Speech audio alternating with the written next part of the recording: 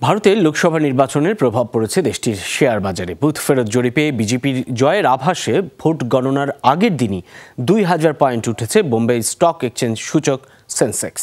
অন্যদিকে national stock exchange সূচক Nifty বেড়েছে প্রায় 700 পয়েন্ট। শুক্রবার সেন্সেক্সের লেনদেন শেষ হয় 73,961 পয়েন্টে। দুদিনের ছুটির পর সোমবার সর্বোচ্চ 76,738 পয়েন্টে উঠে সূচক।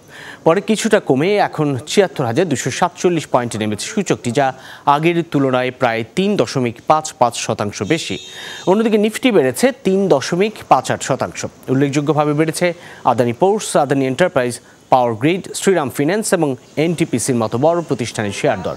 এর আগে প্রথম 3 ধাপের ভোটের পর বিজেপি জোটের ক্ষমতায় ফেরার সম্ভাবনা ফিকে হতে থাকলে কিছুটা গতি হারায় বাজার। তবে বিজেপি নেতৃত্বাধীন জোটের 350-র বেশি আসন পাওয়ার খবরে আবার লাফিয়ে বাড়ছে ভারতের শেয়ার বাজারের সূচক।